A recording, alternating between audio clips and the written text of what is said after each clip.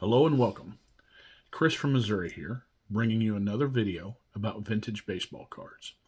And in this video, I'm going to show you a card, and then I'm going to tell you what I believe to be a remarkable set of circumstances or coincidences that took place. So I'm going to show you the card and tell you a quick story. So bear with me as I turn the camera around.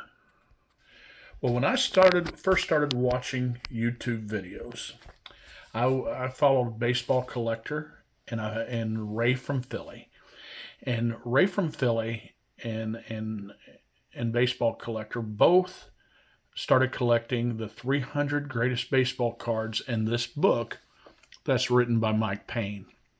Now, Mike Payne, I don't know, they're not the 300 greatest baseball cards of the 20th century, but he felt them to be significant. And Ray and Mike decided they were, this was going to give them a good idea of some cards to collect and make it fun. And both of them have quite a bit of these cards. And I started it, and then I stopped, just a month or so into it because I had quite a bit of them to start off with, but I realized I wasn't going to be able to collect them all. And I guess I'm a kind of a completionist, maybe.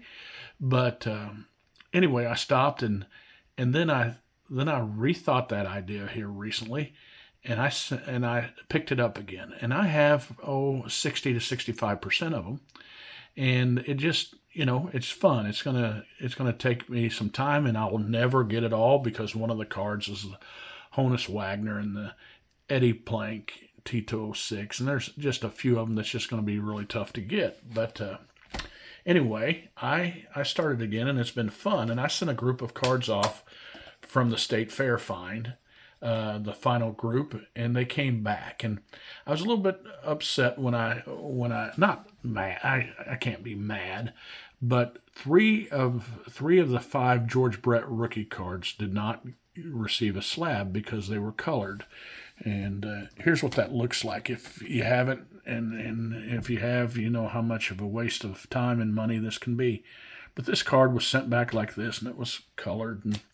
But inside of one is one of the 300 cards that I got, and it's the Topps Kurt Bevacqua card.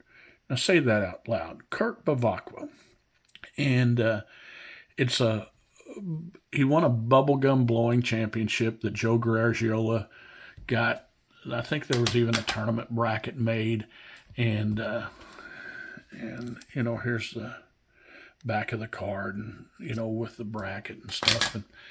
And anyway, there was a young collector, and he's a vintage collector like me. He dabbles in it quite a bit, and he was looking through some of those cards that I recently got back, and he pulled this card out, and he said, "Who is this, and why are you collecting it?" And so I told him a little story about Kurt Bevacqua playing with the Royals, and that he played with.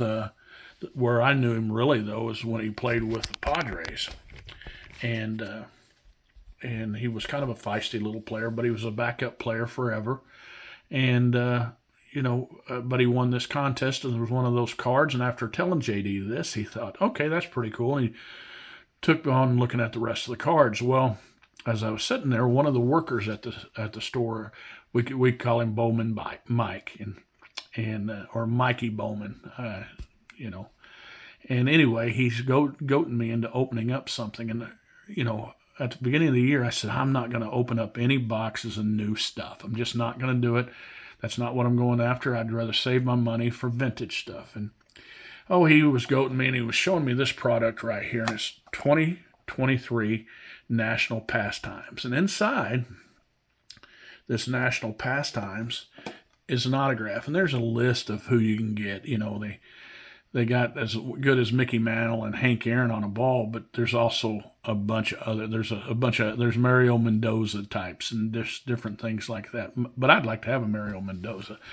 But other than that, there's just a lot of guys that maybe just got a cup of coffee, and so he was teasing and goading, and I said, okay, I'm going to do it. So just toss me a box, and he picks one and throws it to me. And I open it up, And I kid you not, what is the chances of this? That is the autograph of one Kurt Bavacqua. When I opened that up, JD, the young guy, said, I walked into the store and I didn't know who Kurt Bavacqua was. Now I've heard his name twice. What kind of crazy coincidence is that? Remember, guys, it's just a hobby. Collect what you like.